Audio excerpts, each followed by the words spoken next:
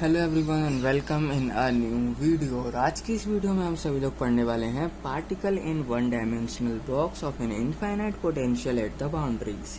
मतलब कि सिंपल शब्दों में कहूँ तो हम सिंपल पोटेंशियल पार्टिकल को फाइंड आउट करने वाले हैं वन डायमेंशन बॉक्स के अंदर। एक वन डायमेंशन बॉक्स कंसीडर करेंगे उसमें क्या करेंगे, वन डायमेंशन बॉक्स कंसीडर करने के बाद सिंपली पार्टिकल कहाँ पर मौजूद होगा, पार्टिकल की मौजूदगी कहाँ है वो बताएंगे। उससे पहले ना आपको कुछ चीज़ों के बारे में जानना बहुत ज़्यादा ज़रूरी। फर्स्ट ऑफ ऑल श्रोडिंगर की जो टाइम इंडिपेंडेंट इक्वेशन है ना, टाइम डिपेंडेंट इक्वेशन है, टाइम डिपेंडेंट इक्वेशन, तो वो चीज़ आपको जो है यहाँ पर जानना बहुत ज़्यादा ज़रूरी है। अगर आपको श्रोडिंगर की टाइम डिपेंडेंट इक्वेशन नहीं पता तो वो वाली वीडियो ज़रूर से देख लेना, ठीक है। तो हम करते हैं इसको यहाँ पर स्टार्ट। फर्स्टली हम क्या कंसीडर करते हैं, यहाँ पर एक कंसीडर करा जाता है, यहाँ पर एक बॉक्स। क्या कंसीडर किया जाता है, एक बॉक्स को कंसीडर किया जाता है जिसका पोटेंशियल जो है इनफाइनाइट है, यानी कि पोटेंशियल मतलब इसकी जो बाउंड्रीज है पोटेंशियल वो बहुत ज़्यादा इनफाइनाइट है, यानी कि कोई क्रॉस नहीं कर सकता इसको, ठीक है। एंड जो हमारा साई है यानी वेव फंक्शन है वो हमारा है जीरो आउटसाइड, यानी इस बॉक्स के आउटसाइड की अगर मैं बात करूं, जो साई है यानी वेव फंक्शन है वो है जीरो, यानी कि पार्टिकल जो है 100% इस बॉक्स के अंदर प्रेजेंट है। पार्टिकल 100% इस बॉक्स के अंदर प्रेजेंट है, पार्टिकल बाहर प्रेजेंट नहीं है। इसके बाद आता है यहाँ पर x is equal to 0 and x is equal to l। अब ये क्या है, यहाँ से मैं जो है ना बॉक्स की लेंथ गिनना स्टार्ट कर रहा हूँ। ये रहा l, इस बॉक्स की लेंथ, सिंपली l जो है यहाँ पर बॉक्स की लेंथ को डिनोट कर रहा हूँ। यहाँ बॉक्स कंसीडर करेंगे वन डायमेंशनल जिसकी बाउंड्रीज पोटेंशियल होंगी जो कि इनफाइनाइटली लॉन्ग होंगी। उसके बाद अगर मैं बात करूँ आउटसाइड यानी बॉक्स के बाहर क्या क्या चीज़ें हैं, तो वो सिंपली क्या है, इनका जो वेव फंक्शन है जीरो होगा। लेंथ जो है यहाँ से स्टार्ट करेंगे हम, यहाँ से तो इस वाली साइड जो है x जीरो होगा। जो लेंथ सिंपली ये क्या मेजर कर रहा है, इस बॉक्स की लेंथ, यहाँ जीरो और इतनी इतनी लेंथ, यानी इस पूरे बॉक्स की जो है l लेंथ होगी। तो ये इतना हो गया यहाँ पर। अब बात करते हैं इसके कुछ कि अंदर के बारे में। ये तो हमने बाहर के बारे में डिस्कस कर लिया कि आखिर सराउंडिंग क्या है इसकी, पर अब बात करते हैं इस बॉक्स के अंदर। तो इस बॉक्स के अंदर है पार्टिकल जिसका जो है वे जीरो है, पोटेंशियल जीरो है। अंदर एक पार्टिकल है जिसका पोटेंशियल जीरो है, यानी अंदर वाले पार्टिकल में कोई भी पोटेंशियल नहीं है। क्या होता है, मैं आपको बताया था ना, पार्टिकल के अंदर क्या होगा, काइनेटिक एनर्जी होगी जो कि टोटल एनर्जी के बराबर हो जाती है जब पार्टिकल किसी वन डायमेंशन बॉक्स में या वेव पैकेट्स के अंदर जब हम देखते हैं। सिंपली उसमें क्या चीज़ मौजूद होती है, उसमें वेव फंक्शन मौजूद होता है जो कि फाइनाइट होता है, जिसकी बदौलत हम क्या करते हैं, उस पार्टिकल की लोकेशन को फाइंड आउट करते हैं। उस पार्टिकल की लोकेशन को हम फाइंड आउट करते हैं due to by using wave function, ठीक है, यानी साई की मदद से हम उसको फाइंड आउट करते हैं। इसलिए बाहर साई जीरो है, यानी कि पार्टिकल जो है 101% अंदर की साई है, ठीक है। अब सबसे पहले इसको आप कंसीडर, मैं वही लिख देता हूँ, कंसीडर करेंगे, लैंग्वेज लिख देता हूँ थोड़ी सी, लेट अस कंसीडर ए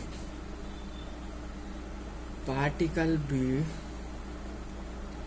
trapped inside 1D box. 1D box को कंसीडर कर रहे हैं जिसके अंदर जो पार्टिकल है हमारा वो ट्रैप्ड है, यानी पकड़ के रखा हमने 1D बॉक्स के अंदर, ठीक है। उस बॉक्स की लेंथ है 1D बॉक्स होती है, और जो लेंथ है उस बॉक्स की, box of length capital L, तो और जो उसका पोटेंशियल है वो क्या है, बाउंड्रीज में जो उसका पोटेंशियल है वो क्या है, the potential function Vx of the particle, Vx of the particle is given by simply जो पोटेंशियल है हमारा Vx पार्टिकल का, वो किस तरीके से फाइंड आउट कर लेंगे, zero is greater then x greater than L, यानी कि जितना लंबा हमारा बॉक्स है उतना ही लंबी इसकी जो है हमारा पोटेंशियल बनेगा। यानी जो पार्टिकल होगा बेसिकली वो कहाँ प्रेजेंट होगा, इतनी लेंथ के अंदर, L लेंथ के अंदर है पार्टिकल। ये चीज़ यहाँ पर मैंने लिख रखी है, बॉक्स की लेंथ है L, अंदर है पार्टिकल की वेलोसिटी जो पोटेंशियल जीरो, अंदर जो है पार्टिकल का पोटेंशियल जीरो है। पार्टिकल कहाँ प्रेजेंट होगा, तो ये पूछ ले कि आखिर पार्टिकल जो है हमारा प्रेजेंट कहाँ है, कहाँ पर मेरे को पता है कि भाई इतनी इतनी जगह में हमारा पार्टिकल मिलेगा, तो वो हमारा ये डिसाइड करेगा। एक्स का है यहाँ पर सिंपली पार्टिकल की पोजीशन, एक्स जो है यहाँ पर क्या बता रहा है, पार्टिकल की पोजीशन बता रहा है कि वो 0 से लेके, यहाँ पर 0 है एंड यहाँ तक एल है। तो हमारा ये सिंपल यही बता रहा है कि एक्स जो पार्टिकल होगा वो 0 से लेके एल के बीच में कहीं भी लाई कर सकता है। वो 0 से लेके एल तक कहीं पर भी हो सकता है, आप उसको कहीं पर भी ढूंढ सकते हो, कहीं पर भी वो आपको मिल सकता है। ये चीज़ यहाँ पर लेके गई बेसिकली, ठीक है। और वी एक्स की अगर मैं बात करूँ तो बाउंड्रीज में जो है ये इनफाइनाइट है, यानी पार्टिकल जो है कभी भी चाहते हुए भी इसके बॉक्स के बाहर नहीं निकल सकता, क्योंकि इसके बाउंड्रीज का जो पोटेंशियल है, इसकी बाउंड्री में जो मैंने पोटेंशियल यहाँ पर लगा रखा है वो इनफाइनाइट है।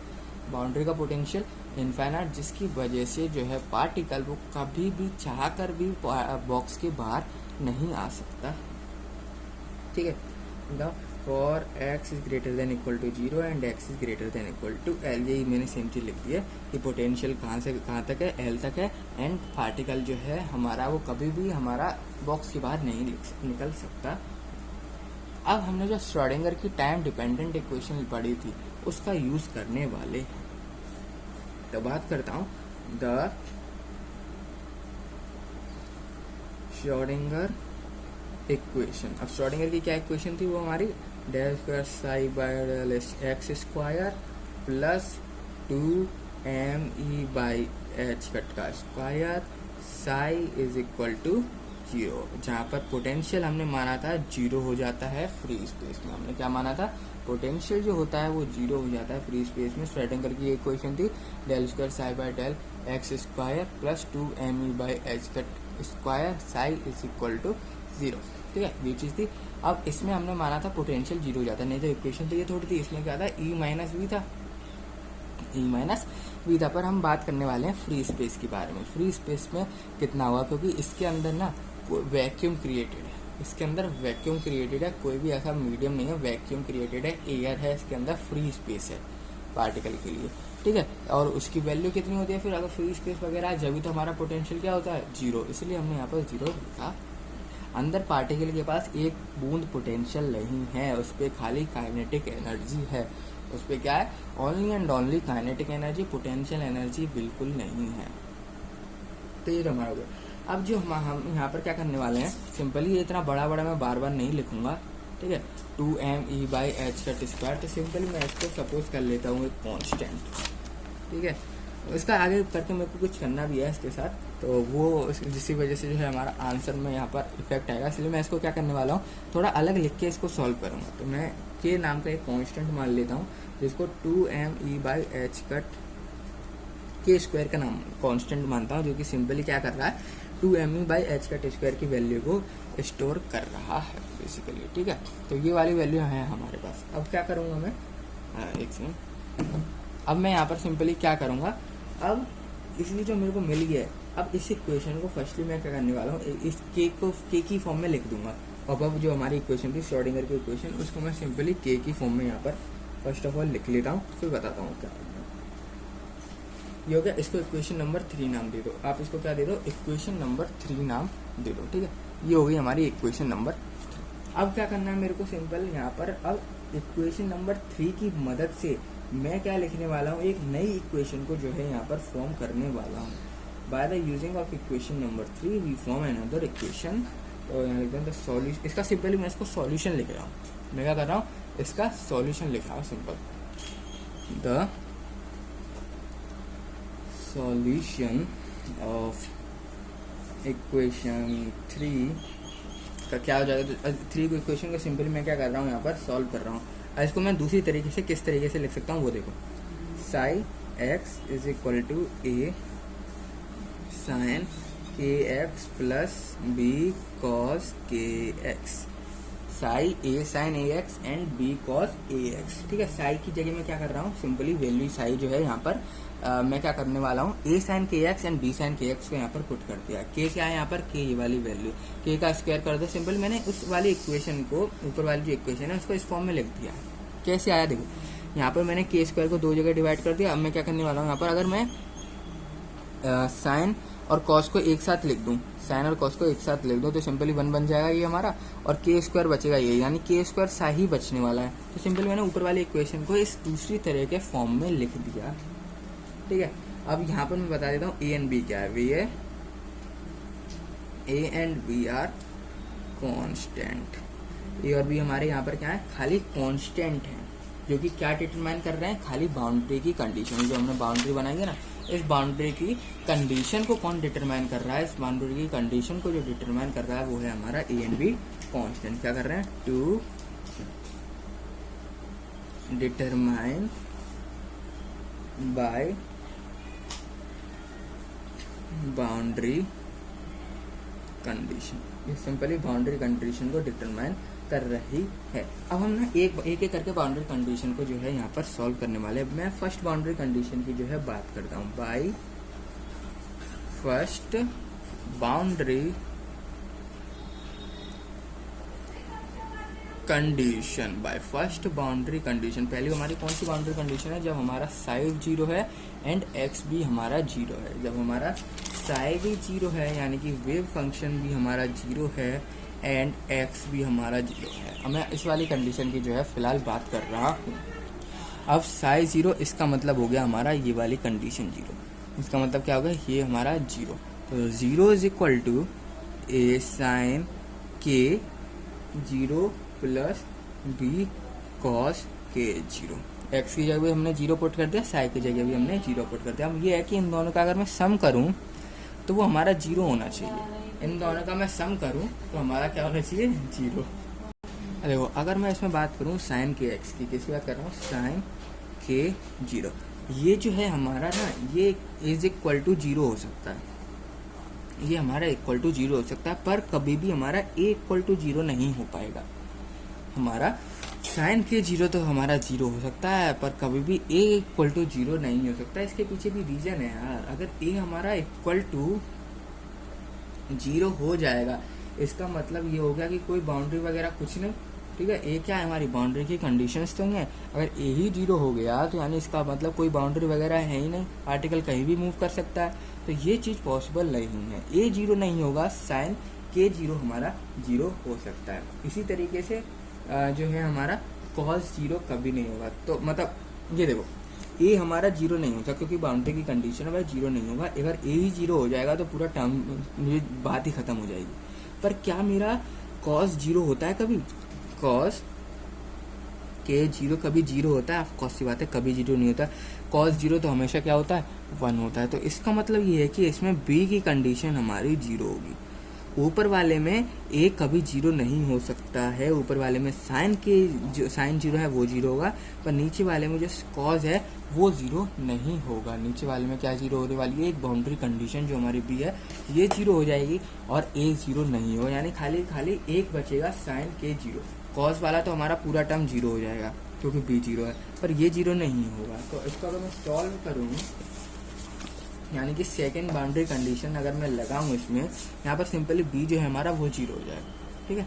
मैं यहाँ पर क्या करने वाला हूँ, सेकेंड बाउंड्री कंडीशन लगाऊं, सेकेंड बाउंड्री कंडीशन मैं क्या करने वाला हूँ, यहाँ पर सिंपल सेकेंड बाउंड्री कंडीशन को लगाने वाला हूँ, जिसमें जो हमारा साई एक्स है ये 0 होगा at x is equal to L. यही तो है हमारी सेकेंड बाउंड्री कंडीशन, जब हमारा एक्स तो है एल के बराबर एंड साई जो है वो है हमारा 0।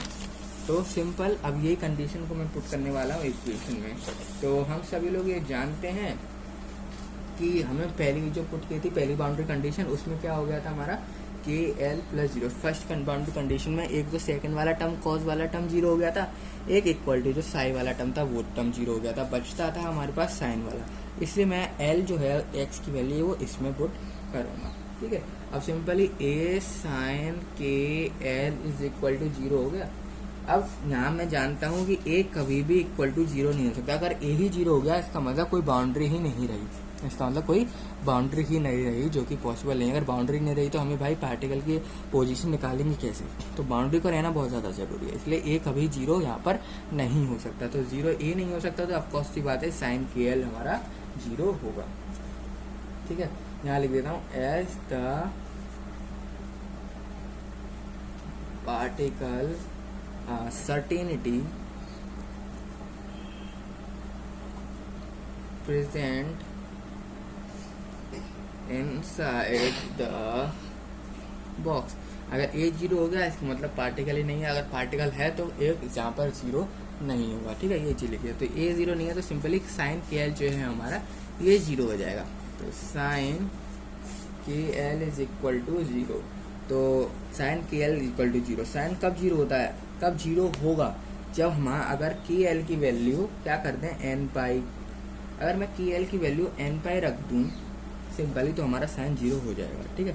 तो अब मैं क्या करने वाला हूँ, के एल की जगह एन पाई का यहाँ पर यूज करने वाला हूँ। के एल की जगह एन पाई लिख दूंगा। अगर यहाँ से मैं के की वैल्यू निकालूं, के एल की जगह एन पाई क्यों रखा, अरे यहाँ देखो के एल की जगह एन पाई रखता हूँ तो जीरो हो जाएगा, साइन जीरो जीरो होता है, ठीक है, बात सेटिस्फाइड हो जाएगी पूरी। मैं क्या करने वाला हूँ, के एल की जगह एन पाई कर रहा हूँ, मैं यहाँ पर के की वैल्यू निकालना चाह रहा हूँ जो कि होगी हमारी N pi by L.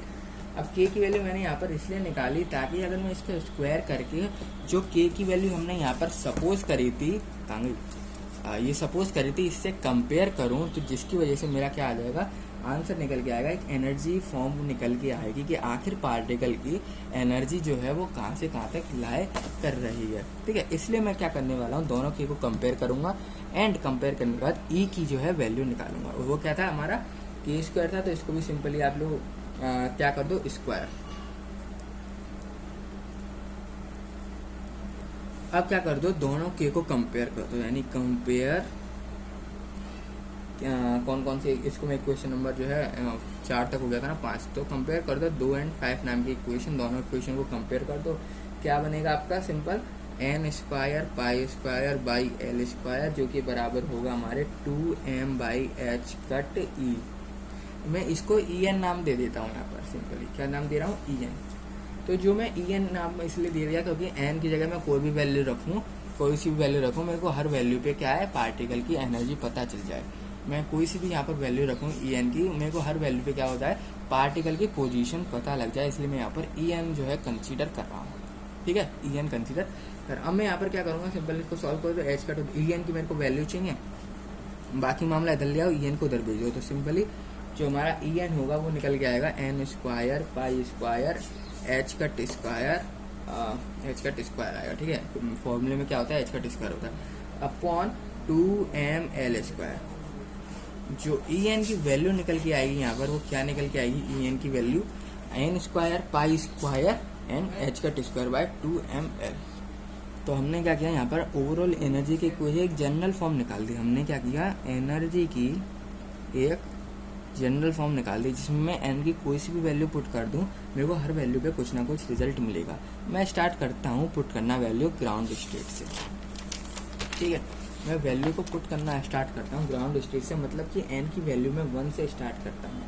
N की वैल्यू कभी भी 0 से स्टार्ट मत कर देना, एन की वैल्यू यहाँ पर 0 से स्टार्ट नहीं होगी। एन की जो वैल्यू है वो हमेशा स्टार्ट होगी 1 2 1 से। अगर 0 से स्टार्ट हो गई तो एनर्जी यानी है ही नहीं, यानी एनर्जी नहीं है तो इसका मतलब पार्टिकल ही नहीं है। पार्टिकल है तो कुछ ना कुछ एनर्जी तो होगी ही। अगर आपने यहाँ 0 कर दिया तो सिंपली पूरे टर्म 0 हो गया, यानी एनर्जी है ही नहीं। इसलिए हम ग्राउंड स्टेट से बात करेंगे जब एन की वैल्यू जो है हमारी 1, यानी कि फॉर ग्राउंड स्टेट। तो first of all ground state की मैं बात कर रहा हूँ, पर मैं यहाँ पहली वैल्यू ले रहा हूँ कि ई की, तो इसलिए मैं ए को 0 लिख रहा हूँ, ठीक है। 0 का मतलब यहाँ पर समझ लो फर्स्ट वैल्यू ले रहा हूँ मैं ए की, पर जो मैं ग्राउंड स्टेट पे बात कर रहा हूँ यानी एन की जो वैल्यू है वो तो मैं 1 पुट करूंगा, पर मैं ए की पहली वैल्यू निकाल रहा हूँ इसलिए 0 यहाँ पर लिख रहा हूँ। तो क्या हो जाएगा हमारा पाई square h cut square by 2ml square. Simply मैंने क्या कर दिया एन की वैल्यू 1 पुट कर दी, एन 1 हो गया, एन स्क्वायर 1 हो गया, एज इट इज यही बचा मेरा। अब मैं बात करता हूँ ये तो ठीक है, एन की वैल्यू सिंपली मैंने 1 पुट कर दी तो एज इट इज यही आंसर जो है मेरा आ जाएगा, इसमें कोई चेंजेस नहीं होने वाले।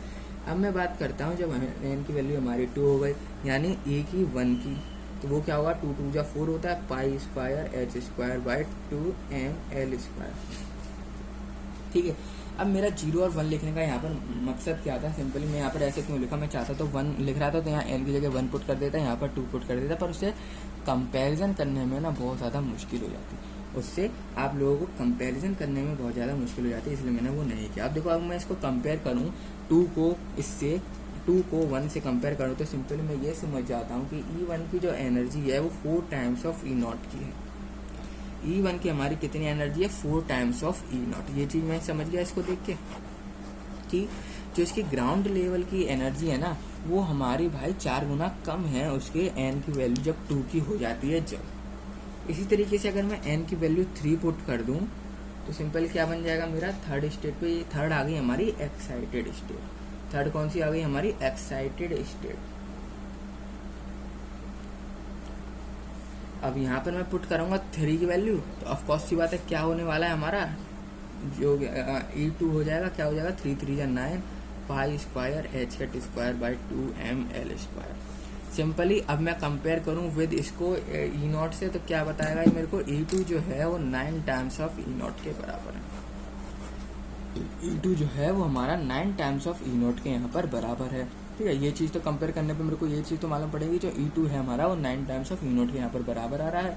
एंड फर्स्ट ऑफ ऑल जो यहाँ पर स्टार्टिंग में मैंने आपको बताया ग्राउंड स्टेट इसलिए मैंने 0 लिया था ताकि मैं क्या कर सकूँ, इससे जितनी भी चीज़ मैं आगे जितने भी स्टेट के बारे में फाइंड आउट करना चाहता हूँ, जितने भी मैं एन की वैल्यू पुट करता जाऊँ मैं कंपेरिजन कर सकूँ उसको ग्राउंड स्टेट के साथ, कंपैरिजन कर सकूं ग्राउंड स्टेट के साथ। इसलिए मैंने यहाँ पर क्या किया था 0 1 2 से स्टार्ट कर रहा।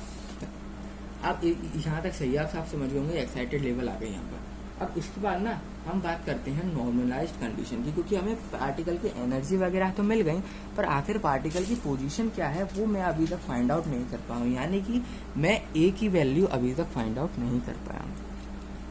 ठीक है, तो फर्स्ट ऑफ ऑल मैं जो है उसकी वैल्यू यहाँ पर फाइंड आउट करूंगा, यानी कि बाय नॉर्मलाइज्ड कंडीशन या फिर नॉर्मलाइजेशन बोल दो, नॉर्मलाइज्ड कंडीशन बोल दो। हमारे पास क्या है, वी हैव क्या चीज हमारे पास इंटीग्रेशन ऑफ 0 से लेके कहाँ तक इंटीग्रेट किया जाएगा, बॉक्स की लेंथ तक। इंटीग्रेट जो किया जाएगा वो हमारा बॉक्स की लेंथ तक किया जाएगा, 0 से लेकर कहाँ तक है बॉक्स की लेंथ L। ठीक है, साई हमारी इक्वेशन क्या थी, square d x is equal to 1, यही थी हमारी नॉर्मलाइज्ड कंडीशन।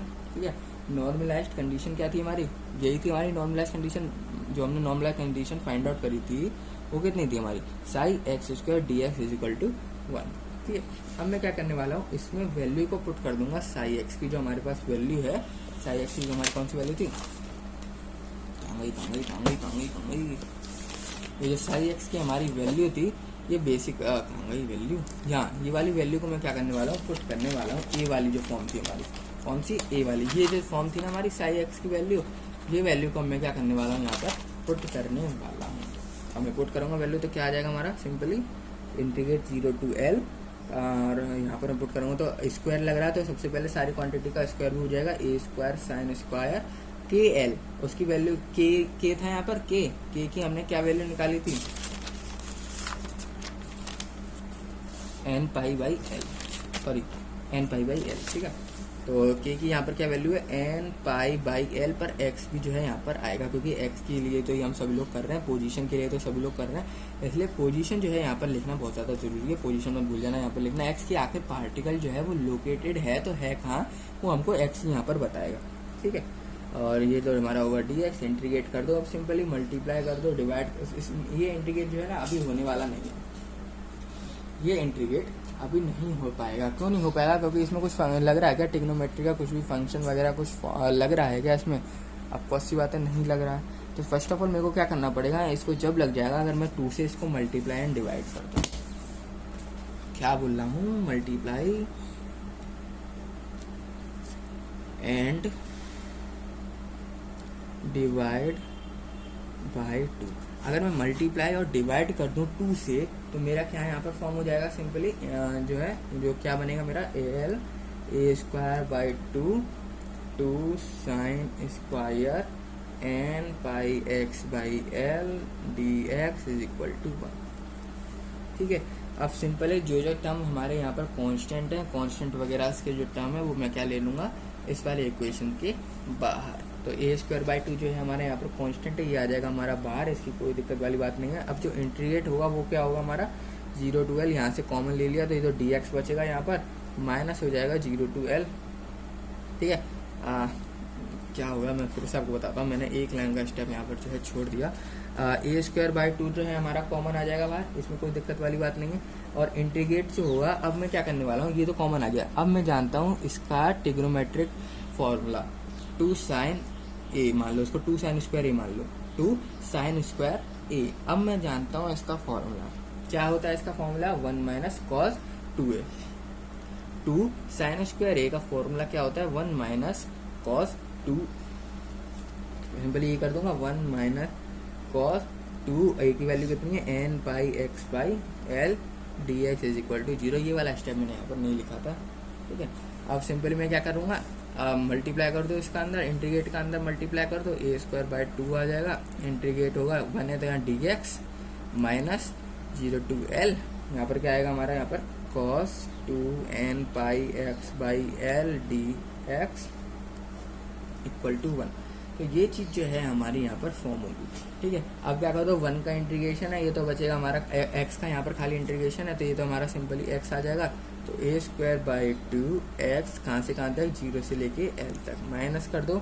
अब इसका मैं इंटीग्रेट करूँगा। अब देखो इसका इंटीग्रेट करोगे तो जो है आपका फॉर्म होगा वो क्या फॉर्म होगा, ये चीज बस उल्टी हो जाएगी। कॉस है ना cos 2 n pi x by L, तो सिंपली क्या हो जाएगा एल ऊपर आ जाएगा, ये सारे टर्म नीचे आ जाएंगे और एज इट इज, और cos की जगह क्या हो जाएगा साइन हो जाएगा। तो क्या होगा हमारा integration L upon 2 n pi x तो हट जाएगा, इंटीग्रेट हो जाएगा 2 n pi sine 2 n pi x by 0 से लेके एल तक इक्वल टू 1।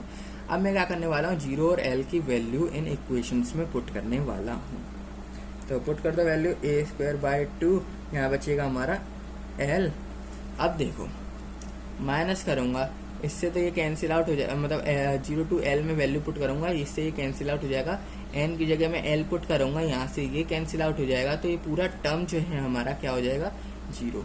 पूरा का पूरा जो टर्म है हमारा x कहाँ से, जो पूरा का पूरा टर्म है हमारा ये क्या होने वाला है 0 होने वाला है, ठीक है। देखो इससे ये कैंसिल आउट, इससे ये कैंसिल आउट, साइन 0 बचता है हमारा, ठीक है। तो यानी कि पूरा का पूरा टर्म क्या होने वाला है यहाँ पर 0 होने वाला है, क्योंकि हम सभी लोग जानते हैं साइन 0 0। तो ये पूरा टर्म क्या हो जाएगा हमारा 0 इक्वल टू 1।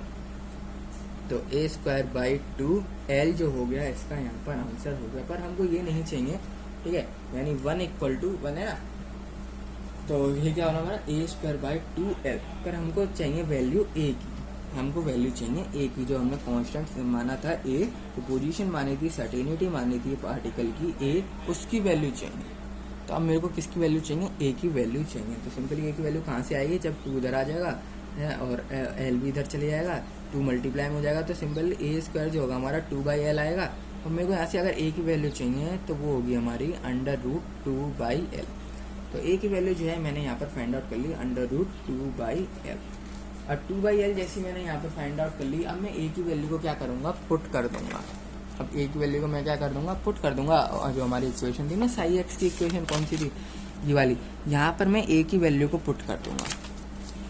पुट करूंगा तो मेरा जो है आंसर क्या आएगा, जैसे मैंने ए की वैल्यू पुट कर दी तो जो साई एक्स है हमारा ये बन जाएगा प्लस माइनस अंडर रूट है, इसकी वजह से 2 बाई एल साइन, अब के एल था ना उसकी जगह मैंने क्या पुट किया था, के की जगह क्या था हमारा एन पाई बाई एल, तो सिंपली मैं के की जगह एन पाई बाई एल लिखूंगा, ठीक है। और अंडर रूट खाली 2 बाई एल पे, साइन पे अंडर रूट नहीं है, तो ये चीज़ जो है हमारे यहाँ पर फॉर्म हो जाएगी। इसका मतलब यही है कि सिंपली पार्टिकल जो है प्रेजेंट है हमारे क्या कहते हैं इसको 1 डायमेंशन बॉक्स के अंदर, ठीक है। पार्टिकल जो है प्रेजेंट है 1 डायमेंशन बॉक्स के अंदर, सिंपली ये बताता है, ठीक है। तो अब हम क्या करनी है, अब हम एनर्जी एंड इसकी मदद से पार्टिकल की पोजीशन को फाइंड आउट कर सकते हैं। अब हम सिंपल तरीके से पार्टिकल की पोजीशन बता सकते हैं, हाँ पार्टिकल यहाँ था, हाँ पार्टिकल वहाँ था, ठीक है। वो किस तरीके से बता पाएंगे वो देखो, हम फर्स्ट ऑफ ऑल हम बात करते हैं ग्राउंड स्टेट की। फॉर ग्राउंड स्टेट यानी कि जब आपकी एन की वैल्यू होगी 1, एन की वैल्यू 1 पुट कर दो, जो आपकी एनर्जी की इक्वेशन थी, एनर्जी कितनी आई थी हमारी n square h cut square by 2 pi l, ये आई थी हमारी एनर्जी की इक्वेशन। अब मैं साई 1 में पुट कर दूं एन की वैल्यू 1, तो हमारा एन की वैल्यू यहाँ पर पुट कर दूं मैं 1, तो क्या फॉर्म होगा हमारा, ये तो अंडर रूट 2 बाई एल तो रहेगा ही, sine pi x by L जो है ये फॉर्म हो जाएगा हमारा, sine pi x by L जो है ये हमारा यहाँ पर फॉर्म हो जाएगा। अब मैं क्या करूंगा, x की जगह 0 पुट करूंगा, मैं पहली वाली कंडीशन लगाऊंगा, जब x की वैल्यू है 0, तो मैं फर्स्ट वाली जो है यहाँ पर कंडीशन लगा रहा हूँ। तो जब x जो है हमारा 0, जब जो है साई की वैल्यू क्या होगी हमारी, सॉरी साई x की वैल्यू क्या होगी हमारी, √2/L साइन 0। अब 0 पुट कर दिया तो अब कौन सी बात है, साइन 0 हो जाएगा। तो अब साइन 0 क्या होता है, 0, और 0 किसी से भी मल्टीप्लाई हो जाए क्या आएगा, 0, यानी कि फर्स्ट ग्राउंड स्टेट में जो हमारी साई की वैल्यू है वो निकल के आ रही है 0। ऑफ कोर्स की बात है, आनी भी चाहिए थी, पार्टिकल आखिर इसके बाहर थोड़ी जाना चाहिए, पार्टिकल तो इसके अंदर है, यानी कि कुछ ना कुछ तो x की वैल्यू हमको लेनी पड़ेगी। अगर इसमें पार्टिकल की वैल्यू 0 नहीं आती, इसका मतलब यही हो जाता है कि इस बाउंड्री के भी बाहर है पार्टिकल, बाउंड्री के बाहर है पार्टिकल, यानी बिल्कुल करेक्ट है। यानी पार्टिकल जो है इस वाली बाउंड्री से टकरा नहीं रहा है, पार्टिकल जो है इस वाली बाउंड्री पे टकरा नहीं रहा है, ना इस वाली, सॉरी 0 लिया था ना हमने, तो इस वाली बाउंड्री पे जो है हमारा पार्टिकल टकरा नहीं रहा है, हमने ये देख लिया अभी तक, ठीक है। अब जैसे ये देख लिया, अब हम पुट करेंगे वैल्यू x की l पे, यानी अब इसके बीच में कहीं ना कहीं तो होगा पार्टिकल, इसके बीच में, तो आखिर इसके बीच में जो है हमारा पार्टिकल कहाँ पर मौजूद है, तो वो हम क्या करेंगे, x की जगह सिंपली हम पुट करने वाले हैं l/2। तो हमारी जो साई की वैल्यू होने वाली है यहाँ पर वो क्या हो जाएगी, साई की वैल्यू √2/L साइन π/2, ठीक है। मैं सिंपली l/2 यहाँ पर पुट कर दो, l/2 l से l कैंसिल आउट हो जाएगा, π/2 जो है हमारा यहाँ पर बचेगा। तो ये जो होगी ना, ये होगी हमारी मैक्सिमम वैल्यू, ये जो होगी हमारी होगी मैक्सिमम वैल्यू। अब ये मैक्सिमम वैल्यू क्यों होगी, क्योंकि ये हमने पूरी कंसीडर की है, ये हमने यहाँ से लेके यहाँ तक सारा कंसीडर किया है, इसलिए जो है हमारी वैल्यू जो आएगी साई की, जो पार्टिकल की वैल्यू आएगी, जो वो आएगी मैक्सिमम, वो क्या आने वाली है, मैक्सिमम। मैं पार्टिकल की पोजीशन बताऊं, देखो किस तरीके से आप पता लगता है पोजीशन। अब देखो मैंने एल पे भी देख लिया, सब पे देख लिया, अब पार्टिकल की पोजीशन जो है l/2 पे हमें मैक्सिमम मिल रही है, l/2 पे जो है हमको मैक्सिमम पोजीशन मिल गई, यानी कि l/2 से मेरा क्या मतलब है, यहाँ तो 0 है, यहाँ तो l है, l/2 कहाँ होगा, एकदम सेंटर पे होगा ना l/2 मैंने यहाँ पर कंसीडर किया था, तो l/2 क्या होगा, सेंटर पे होगा, यानी पार्टिकल कहीं ना कहीं सेंटर पे प्रेजेंट है, पार्टिकल जो है हमारा वो कहीं ना कहीं सेंटर पे प्रेजेंट है। तो वो किस तरीके से मालूम पड़ता है, सिंपल, उसके लिए आपको क्या करना है, बीच में होता है कहीं भी, बीच में आपका जो पार्टिकल कहीं भी, जैसे पार्टिकल यहाँ ना, तो सिंपली आपको इस तरीके से पहाड़ सा बनाना होता है, इस तरीके से पहाड़ सा बनाना होता है। तो जो आपका पार्टिकल है वो सेंटर में कहीं ना कहीं प्रेजेंट होगा, ये लोकेट कर दिया हमने, ये सिंपली क्या कर दिया, लोकेट कर दिया हमने कि जो आपका पार्टिकल है वो कहीं ना कहीं सेंटर पे प्रेजेंट होगा। अगर आप बात करें इसकी प्रोबेबिलिटी की, मैक्सिमम प्रोबेबिलिटी की, यानी अब मैं क्या करने वाला हूँ, सिंपली फर्स्ट एक्साइटेड स्टेट की बात करने वाला हूँ, फॉर फर्स्ट एक्साइटेड स्टेट। ये तो सब मैं जब ले रहा था, जब मैंने क्या किया था, एनर्जी की वैल्यू 0 ली थी, एन की वैल्यू 0 ली थी, अब 1 ली थी एन की वैल्यू। अब मैं क्या कर रहा हूँ, एन की वैल्यू को लेने वाला हूँ 2। अब जैसे ही मैं एन की वैल्यू को 2 ले लेता हूँ ना, मेरे पे ऐसे 2 पहाड़ बनने को लग जाते हैं। देखो क्या होगा, एन की वैल्यू 2 लूंगा तो मेरी जो एनर्जी की वैल्यू है वो क्या होने वाली है, 4π² h²/2 ml, ठीक है, सॉरी एम बोल रहा हूँ, NL E1 = 4π² h²/2 NL²। अब n की वैल्यू क्या पुट कर दूंगा मैं यहाँ पर 1, साई की जगह, ये मेरा एनर्जी की इक्वेशन जो है ये निकल के आया जब मैंने n की वैल्यू 2 पुट करी है। अब मैं n की वैल्यू जो है पुट करने वाला हूँ साई वाली इक्वेशन में। तो साई की इक्वेशन में जैसे ही मैं पुट करूँगा, मेरे पे क्या है, फर्स्ट ऑफ ऑल 2/L तो रहेगा ही, साइन, अब मैं पुट करने वाला हूँ n की वैल्यू 2, तो 2πx/L जो है मेरा साइन का फंक्शन बन जाएगा ये। अब मेरे को जानना है कि भाई n की वैल्यू जब 2 होगी तो आखिर पार्टिकल की मैक्सिमम प्रोबेबिलिटी कहाँ होगी।